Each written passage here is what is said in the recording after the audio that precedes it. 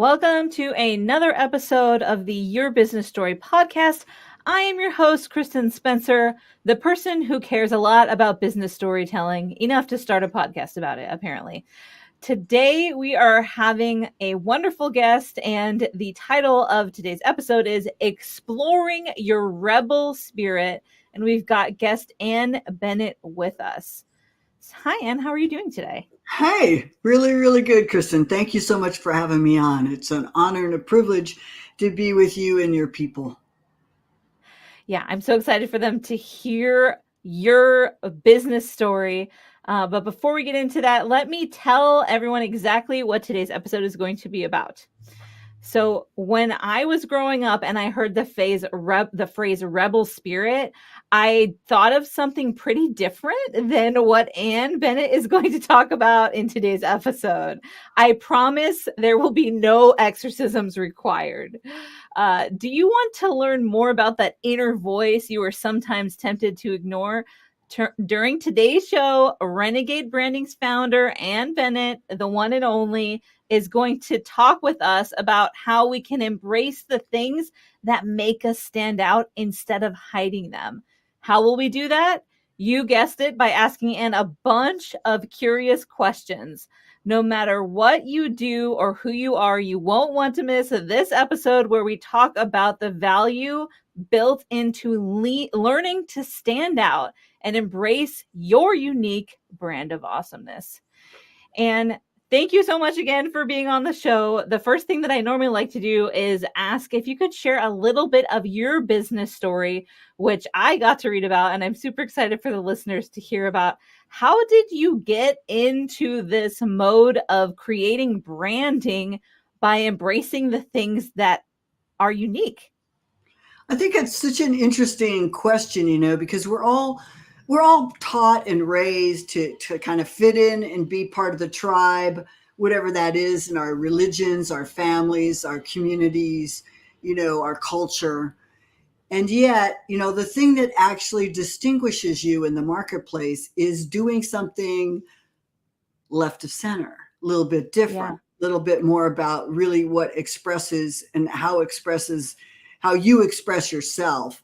And, I like to say to people, I never follow the rules. I never have, and I never will, because that's how I was as a kid. When I was a kid, I just was like always asking why is it that way? Why is it that way? And always telling my dad how I thought it should go. And he was like, you think everything should be the way you want it to be. And I'm like, yeah, what's wrong with that? Yeah, of course. Right? I'm seeing your face kind of bob around going, so many of us were told to behave, and not embarrass our families and things like that. And I have to admit, I probably was the one always acting out. I thought it was perfectly fine, of course.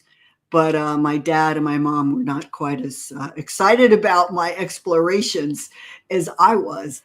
And I think, as we grow up, we learn to put the pencil at the top of the page when we're done and sit quietly with our hands folded. We learn how to not answer or ask a question or answer a question you don't know the answer to. So you don't look dumb. You don't look like you don't know what's going on. And then, fast forward, I grow up, right? And I go off to New York City for my career. I was a painter in college, and I went to New York in 1980, just in time to arrive for, the explosion of the art world and so many things, AIDS and all sorts of stuff going on in the 80s, right? Yeah. But the thing is, I used to do things when you're in that type of environment that's so competitive. People ask me all the time, well, isn't that kind of competitive? And I'm like, yeah. I mean, if it's not competitive, I don't want to be there.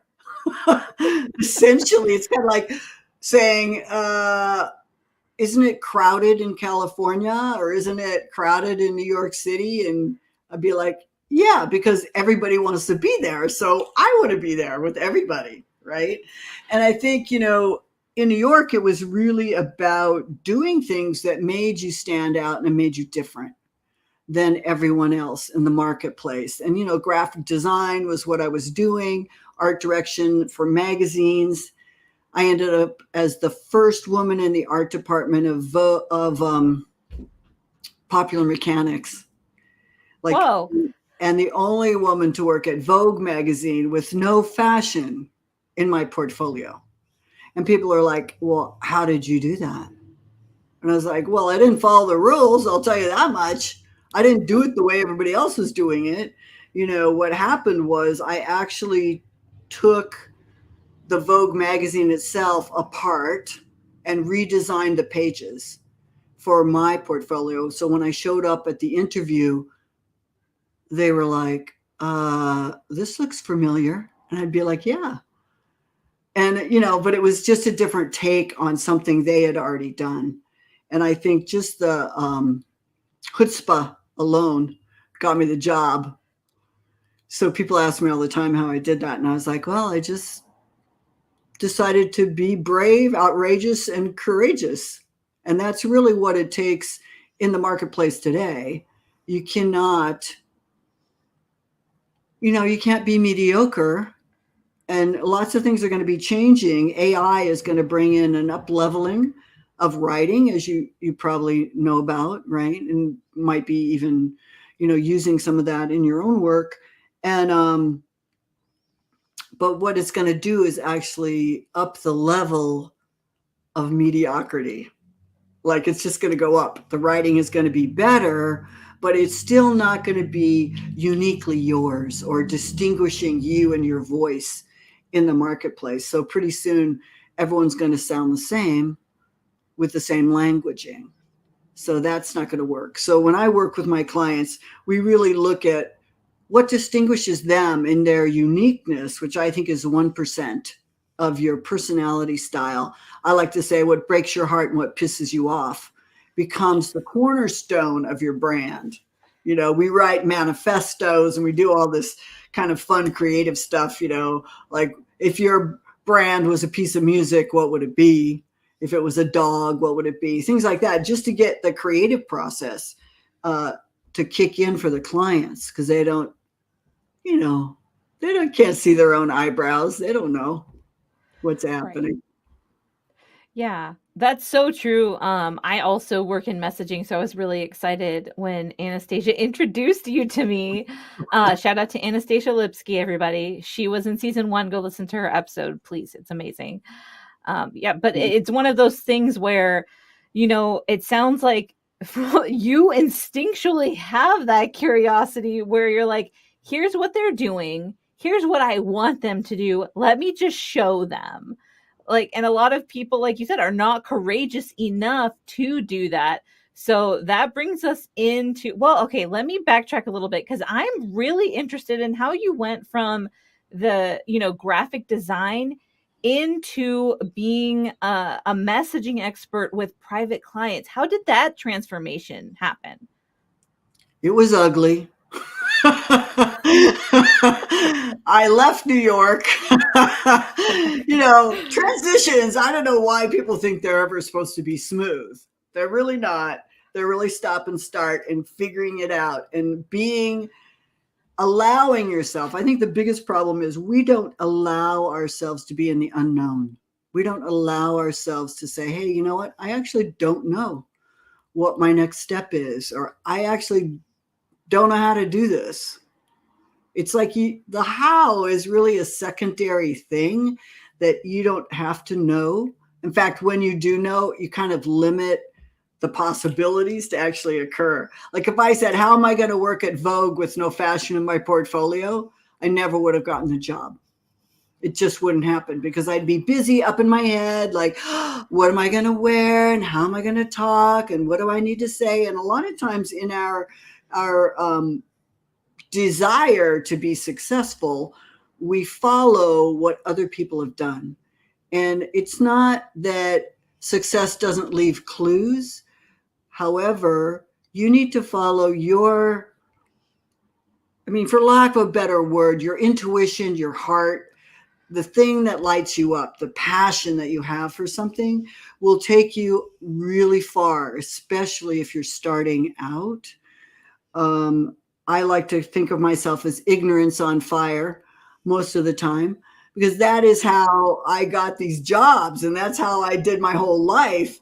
Is oh yeah, I could, the idea that I could do that. Oh, how hard could it be to build a business? That's amazing.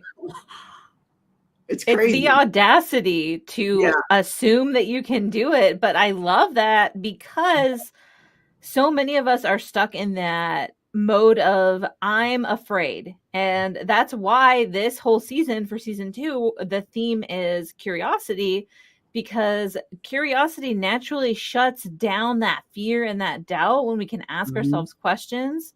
So if it's okay with you, I'd love to dive into the curiosity portion of today's show. Sure. Sure. I think curiosity is what drives success. It's what drives um, you lose the fear of something. Like, how am I going to do it? It's more like, oh, well, that's interesting. How does that? How can I use that thing, or how can I make that thing work for me, instead of um, trying to be like someone else.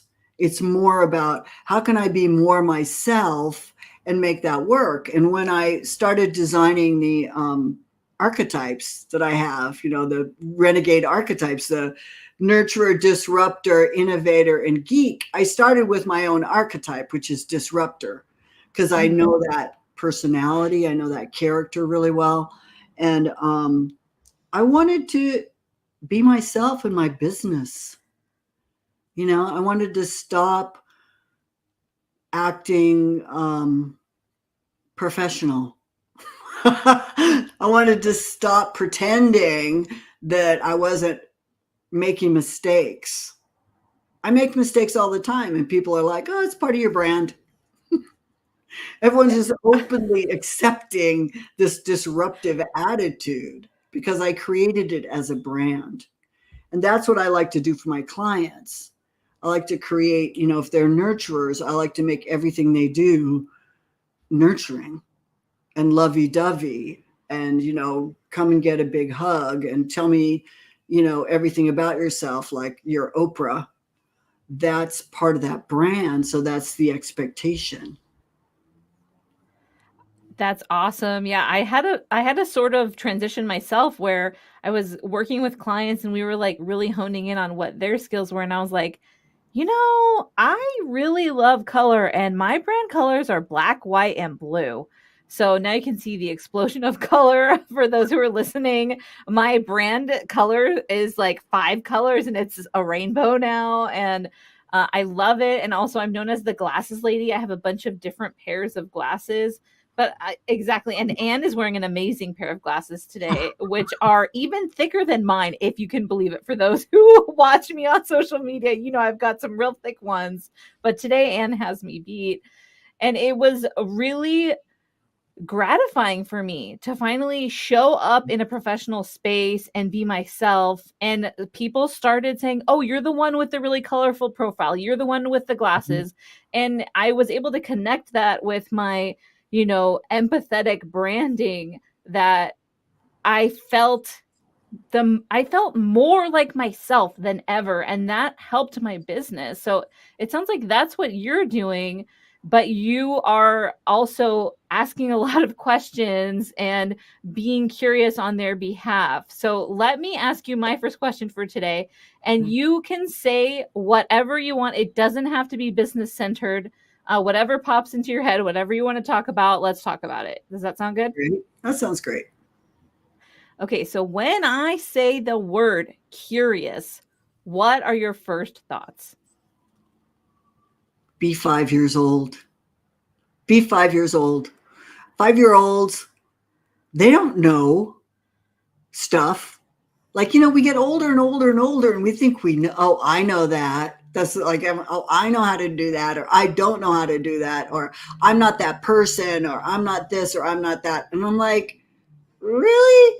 Be 5 years old. Ah, that's really exciting. What is that? Tell me more about what it is you do. That's so cool. And, like 5 years old is just this excited space. of why is a major question, and also like the excitement of it, the exuberance and the awe of what it's like to discover new things, and oh, I never thought about it that way before, or oh, hey, like the other day I was walking down the street, and my foot is really sore from playing pickleball, and I was meeting some friends socially at a local dive bar, and I'm like, I'm never going to be able to get there. It was 11-minute walk. I'm not going to be able to get there in my cowboy boots. It's not going to happen. And all of a sudden, in the middle of the sidewalk was a scooter, those kind you rent, the Go scooters. And I'm like, okay, here's a scooter. Now, I could have said, I am too old to ride scooters. I don't know how to balance on a scooter. I don't know how it works. Blah, blah, blah, blah. That could have been my experience. But instead, it was like, oh my God, there's a scooter. Perfect. So then this woman was walking by with her dog. And I'm like, hey, do you know how to make this thing work? And she's like, yeah, you just put your phone on it and then you download the app and turn it on. So that's what I did. I hopped on the scooter. I rode the scooter to my destination and hopped off. Someone else would have looked at that experience and had a very different experience. They would have been like, I don't know how to drive this. I'm too old to balance on a scooter. I mean, whatever comes up, right? So you want to keep yourself, whenever you hear yourself limiting what you're capable or what you could actually do, or maybe you don't know how to do it, and that's perfectly cool. Ask for help. I asked this young lady walking by. I hadn't, I'm kind of old school. I didn't really know how to, turn the scooter on. I probably could have had her do it for me too. But, I was just in the moment. I was so excited. I just did it without thinking that I didn't know how to do it, kind of thing. And I think that's extremely important when it comes to innovation and when it comes to building a business. I mean, we can lay out a strategy for people. This is how it looks as a strategy. It's kind of like looking at your numbers. In a perfect world, you're making mid-six figures or $1 million, and this is how it's going to look. But you know what? It's a journey, and it's everything that could go wrong is going to go wrong. So the idea of being, super resilient and flexible and curious is how to actually enjoy building your business and enjoy your life, as far as I'm concerned. I find that to be 100% true. And I also wanted to say earlier, you were like, oh, well, part of my brand is that I make a lot of mistakes. I feel like that's part of being a human being, and we should all be easier on ourselves, right? Like if you make a mistake, I'm not like, oh, Ann just made a mistake. I'm like, okay, that's normal. When I make a mistake, I don't do this anymore, but in the past I would completely freak out and panic because I'm a recovering perfectionist. I'm totally transparent about that. And I'll be like, I made a mistake. That's not allowed. Like, that's so unrealistic. And it doesn't serve you. It doesn't allow you to be a problem solver who's willing to take risks. I did actually we were in DC last weekend to visit my brother-in-law, and all the kids were like, let's go on the scooters. And I was like, I can't go on the scooter. And they just looked at me and they're like, why? I was like, they're like, because of your back. Because I was like, no, because think about how often I drop my phone or trip and fall and how clumsy I am. And they were like, And they looked at the scooter and they looked back at me and they're like, there's a bike right there. Right. They found an alternative. Exactly. Like, I know myself, but instead of limiting myself and being like, I'm only going to walk while everyone else is moving, I was like, let me find another creative solution, because I know I'm self-aware. I know my balance struggles, right? And it's one of those things where I was willing to ask myself questions. And I think that's what you're saying. Like, not necessarily you always have to do the one thing that maybe you feel uncomfortable doing. But if you're uncomfortable to do something, or you just know yourself, that doesn't mean you don't do anything. Like, what's the next question you can ask to get to a solution. Exactly. It's more like, okay, so if I don't have the balancing acumen to ride a scooter because I'm clumsy, what is something I could ride? What is something I could actually do to enjoy being with everyone? And I think that's really, it's kind of a lot of times we're set up when we're perfectionists, like myself as well, coming out of graphic design, it's very precise. It's not this or that. It's both. It's like, how can I do both? How can I do everything and have fun with it? And I think that as human beings, the human part sometimes gets in the way. The judgments, the comparisons, the things that we do to actually hold back the energy of the fun, of the momentum that's occurring. We like hold ourselves back. I know I do. When things get so good, I'm like waiting for the other shoe to drop, or waiting for it to stop, or it's just so good. How could that go on?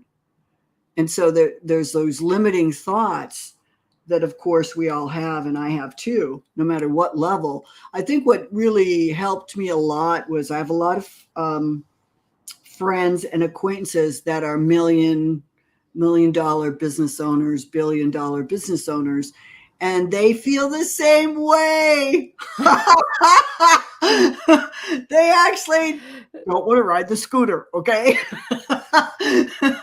Or like I'm not big on spreadsheets, okay? And I'm learning to love them because I have friends that really love them. And so whenever I need to make a spreadsheet, I call them and they get all excited and they make the spreadsheet for me. And pretty soon it's rubbing off on me, oh, yeah, I need to keep track of this thing I'm doing. I need a spreadsheet. But I think, it's not my go-to. My go-to is to scribble on a piece of paper and, do other kind of more what I consider creative thinking, mind mapping and things like that. But I think, we limit ourselves, and sometimes that's okay. Sometimes it's like, you know what? I can pay someone to do a spreadsheet. Okay. Or I can have my good friend do the spreadsheet for me. I can ask for help. I don't have to be the spreadsheet maven. I think curiosity also leaves for a clue in that as well. Like maybe it's, I'm having a hard time even getting curious about this. Like I'm having a hard time being curious about using a spreadsheet and why that benefits me. Maybe I need to hire that out. What do you think? Yeah, I think you can hire out a lot of stuff. Oh, I know what I was going to say about the spreadsheet. My friend who sold her business for $20 million, I was talking to her about spreadsheets, and she goes, Ann, I don't like to do spreadsheets either. That's what cracked me up. I was like, okay, I can be really successful and not like spreadsheets, or I can be really successful and make mistakes. My brother once said to me, because he's big in the stock market, he's like, you only have to be right 51% of the time to make a lot of money. And I think we forget that, particularly as women. We've been raised in this whole perfectionist attitude. You got to look a certain way, act a certain way, all that. And I'm loving that Barbie came out. Have you seen the Barbie movie? Oh, we went to see it as a whole family and we dressed up, and it was like, I'm like so I would probably fit your geek archetype. I'm like a Comic-Con kind of person. Oh, yeah. And we were in the theater, and everyone in the theater, including all the men, were wearing like pink, or the men were wearing button-up shirts for Ken, right? Which I was like freaking out with joy. And there was like little girls with Barbies in their cup holders. And I was like so excited before the movie even started. And then the movie made me cry 3 times because especially America Ferrera's speech on Oh how my God. impossible it is to be a woman, I was like, yes. And also as a mom, oh my gosh, because I have 3 kids. I have 2 teenage girls right now. And it's just, yeah, I loved it so much. I can't wait to see it again. But because all of those things resonated with me, and I think what you're saying is so true, that as women, our hooks are way looser for ourselves. Like we'll let guys off the hook for doing all sorts of things that they shouldn't do, by the way. I'm Yeah. learning to be more proactive about being like, can you explain to me why the joke is funny, right? Those sorts of things. Right. But when it's ourselves, it's so difficult. And Yeah. that leads me to the next question, and we can tie this in to the whole idea of curiosity. But it sounds like you work with a lot of women. Is that a correct Mostly assumption? work with women and a few good men, but mostly I've been concentrating on women, obviously because I'm an expert in women. And men are great. They just pay you money and you do it. They don't even ask questions. I love that. I'm learning how to do that a little bit. Women have a little more sense of they want to know how everything works and they need to know all the details. Men, on the other hand, are used to delegating, I think, a little bit easier for them to do that.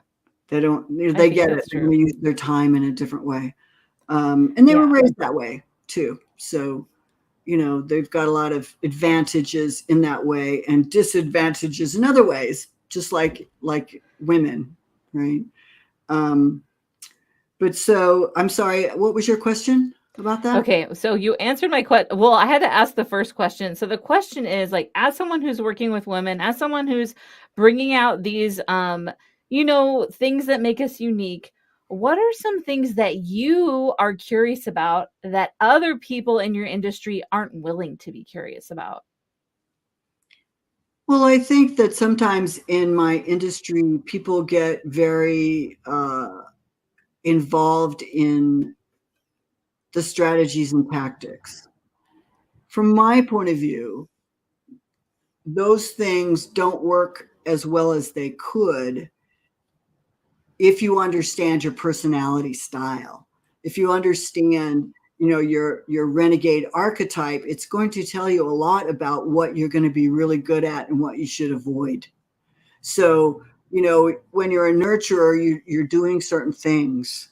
When you're a geek like yourself, you've got these, gifts, if you will, these genius gifts, I call them, that make you fascinating and unique. And we want to magnify that so that your clients are like, I got to work with Kristin. She's such a geek. She knows how to do all this stuff that I don't know anything about. And she loves it. So I'm going to hire her. If she knows how to write the languaging that's going to compel my ideal clients to go, wow, I got to go work with you. Those things are, because there are gifts, we think everyone does it, but they don't. They don't have the same perspective. They don't have the same skill. They don't have the experience that you have. And I think, as women, particularly, we undervalue our brilliance. I call it, our Einstein. We just make Einstein really little. Maybe we should call it Mrs. Einstein Mrs. because she was Einstein. also super smart. Yeah, I think that's a great idea. Stella, probably Stella Einstein. I'm going to make it up. And, from my point of view, everything's made up in the world. So let's make up something really powerful for ourselves. And, people think, oh, well, that's how it is. I'm like, no, no, no, no, no, no. That's not how it is. That's just getting agreement from a bunch of people about how it is. It's not how it really is. How it really is how you create it to be and what you believe. So when you start to believe the general point of view of society, then it's very limiting. When you think like Barbie, I could be the president. I could be a doctor. I could be a lawyer. I could be whatever I want to be because in Barbie land, all the Barbies were like running the country, right? Yeah. There's a totally different shift in what occurs in your life and how things show up. Prior to that, you're under the propaganda, if you will, of how we're raised and what our parents taught us. Not that they were trying to be malicious, they were just teaching us to be safe and what they knew at the time to be what was good for women. You know, in my generation, it was getting married. A man was a business plan, essentially. And, those things have changed quite a bit. Yeah, that's amazing. I've never heard the man was a business plan, but that's a very succinct way of explaining it. Yeah. Definitely. Okay, so I'm not going to ask you this question because I know you're naturally curious, which I'm finding really interesting as I'm going through this series. So, but how do you help your clients start the process of getting curious about questions and ideas that maybe make them feel nervous at first? They definitely feel nervous. First I tell them, if you're going to work with me, you're going to go off to the edge. Because if you're not standing on the edge, you're taking up too much room. So they're already prepared. They know what they're getting themselves into, and they love it, right? Because it's like, that's why they come and work with me. It's, they're looking for something that will push them and also be very different than what everybody else is saying. So that's good. But I think, I don't expect my clients to be as courageous as I am. Like I said, I never follow the rules. I never have, and I never will. I have a long history of that. And I have a very successful life in different arenas from doing that. They're not me.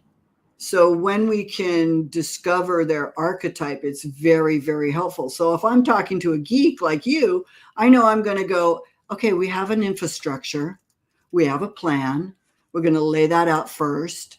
And then we're going to get crazy.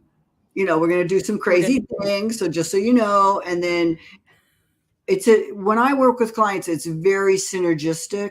It's very creative. And we're really partners and we're creating it together. I always say to people, look, I'm going to throw out an idea. And if it resonates for you, let's jot that down. If it doesn't, let's just go to the next thing. I don't get attached to my concepts and ideas. Of course, I think they're the best, Did I just say that out loud? Was that my outside voice? But, I don't have an attachment to them. It's more important to me that whatever the concept or idea is that I'm saying, or if I'm making a hook or a title for somebody, they love it. They love it. And, sometimes, yeah, they're going to stretch. I tell them, if your palms aren't sweating, we're not doing the work. We're not doing it right. And my mentors and people that I work with hold me to the same standard. I mean, you work with people. I'm always like, okay. I'm like, I'm feeling resistance. This must be a good thing. Where other people are like, they feel resistance and they're like, oh, that's not right for me. No, that's actually not true. It's probably just challenging some of the ways that you think about yourself or what you think is real or what you think is true. And that's where the curiosity comes in. Oh, I'm uncomfortable. Huh. Let me lean in. Let me get closer. Let me try it. Anytime something is new and it's a new idea for me and for anybody, really, it's going to be uncomfortable. And so you kind of go, oh, well, I could choose to make that the reason why I don't do something or the reason why I do something. And it's really about how you frame these situations that are happening to you. That's so true. My coaches are the same where they're like, okay, if you're not uncomfortable, but Susie Moore, one time I was in one of her courses, and she said that feeling uncomfortable is temporary. Not doing the things you really want to do causes long-term regret. And I was like, Mhm. that's so good. Like, if I just live my life by that one principle alone, I'm going to do more of the things that I really want to do. So that resonates with me a ton. Okay, but before we get to our last few questions, I want you to tell our listeners, how can they work with you? I'm going to drop your LinkedIn in the chat, which is going to go everywhere. But how do people best get in contact with you if they're like, I want Ann to help me do this? I think the simplest and the easiest thing is to go to my website, which is annbennettmarketing.com, and take the Renegade Brand Archetype Quiz, which is one of the first things that pops up. And when you take the quiz, you'll get a whole page of this is how you use your archetype in your speaking, in your marketing, in your messaging, how you should be, as well as your Achilles heel. And then you'll have an opportunity to book some time with me. And we can talk about, well, where are you at? What are you doing? What are you trying to accomplish? And obviously, if I can help you, I will. And if I can't, I will give you a resource, because that's kind of how I do life.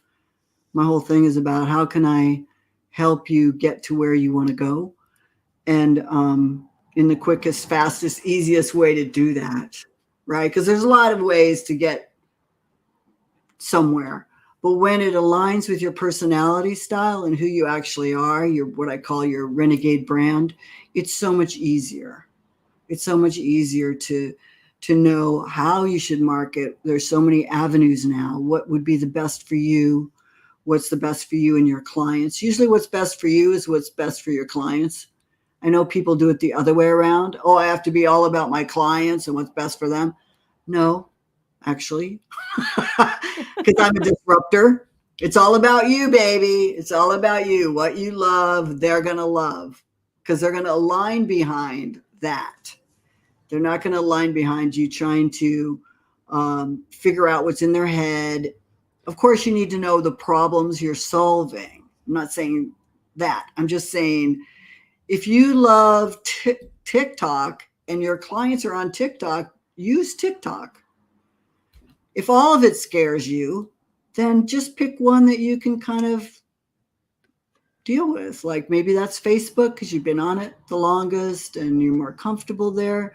Start in one channel, But, it's like we just get all complicated. I don't know why. I guess because that's the human part of human being.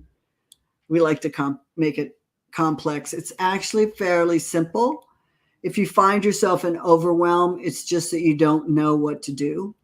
And you have a whole plate of, here's my list. There's 20 things. I was like, how about 3? How about 1 for the week? 1 is good. If you completed it, it's more power than having 20 unfinished things. So I think people we so buy into all these things of how it doesn't work that way, and it's not like that. I'm like, really, who said? And then when you do it, it's like, are you kidding? That was so easy. Like my clients say that all the time. They're like, that was easy. I'm like, I know. Just need a little direction and someone to encourage you. I think that's true. And often we're like, what's the path of least resistance? And that's the path I'm going down. That is not going to be the easiest path ever. That's always going to be the longest path you can possibly be on. Why not just be uncomfortable for a few minutes, but actually do the thing that you know you need to do? Yeah. I have a thing called Study Hall on Fridays that we just completed. It's an free, open community. So if any of you are interested in that, just reach out to me on Facebook or whatever. It's called Rebels, plural, Study Hall on Facebook. And, it's live, and people just come and work on their work with each other. It's so much easier than trying to make yourself do stuff. You just show up and everyone's working, and we do the Pomodoro technique, and people get a ton of stuff done. And I think and so many people, my whole list knows about it, but they don't show up. And I'm like, guys, this is a priority for Friday. They're all like, oh, I have something else I'm doing, or blah, blah, blah. And I'm like, nothing like implementation to make your business work. That's so true. All right, let me ask you the last question on my list for today, and then I'm going to ask you the bonus round question. So, Okay. do you think, and I already know what you're going to say, but I wanted to hear how you're going to say it. Do you think being curious in business has helped or hurt you? Oh my God, of course, it's the thing you must be. The thing you must be, guys. Not even the thing it would be good if you were. Here's the thing. It's all about being different. It's not about being the best. And I was taught by a high school principal. And so everything was a grade and everything was, about being the best. And in the world of entrepreneurship, it's about being different. So you want to be as curious as you can about yourself and what makes you fascinating and attracts your clients. Because it's usually not what you think. It's usually not what you think it is. Oh, they like me because I'm such a good writer, or I'm such a good acupuncturist, or whatever. That's not why they want to come to you, and that's not why they like you. So being curious about it, and you can ask people, hey, what is it about me that is really attracts you to be my friend, or attracts you to want to work with me? And people will tell you. People can be pretty honest and pretty brutally honest sometimes, but just be open and curious. Don't take it personally. It's just, that's their perception. Right. And it's just information. I think sometimes we're like, I'm going to ask this question to get validation. No, that's not the question to ask for that. That is the question to ask to get information. You bring up such a great point. All right. So for our bonus question, this is my favorite question to ask self-starters such as yourself. Although you've started several times, you're like, let me try all these different careers.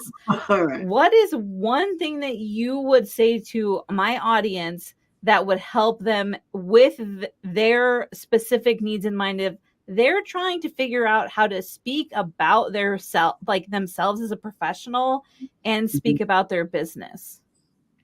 I think, story, which we kind of landed on, is actually how to speak about your business. Tell a story. Don't talk about your business. People are so busy trying to convince you they have the best product, or they're the best, or blah, blah. It really goes like that. Wah, wah, wah, wah. There's an oversaturation in the marketplace, but we love stories. Like we told a few today. You told a few, I told a few. That's how people connect with you, because they're like, oh my God, they both went to Barbie, and you dressed up with your husband and he went as Ken. I mean, that's freaking cool, right? Or, any of those things. Then they're like, well, that's how people get related to your actual business. So the thing is to really think about what are the things, I like to ask this question a lot. What breaks your heart and what pisses you off? That'll give you a whole purpose for your life. Okay. The whole purpose, you'll just rant it out on a sheet of paper. We'll look at the best topics, whatever, right? But it's so much easier than you think, because we think it's like, oh, I need to be professional. Or I work with a lot of PhD psychologists. You'd wonder how that connects, but it's because I'm so silly and they're so intelligent, right? But it's like they think of things a particular way, but how do we make it so other people who aren't PhD psychologists can understand what you're talking about? It must be simplified, made into pictures, into stories, let me tell you a story about, why I went into what it is I do. And that is why people fall in love with you. They don't fall in love normally with your product. Right. They're buying from you. They can buy any product, but it's Yeah. who are they buying it from?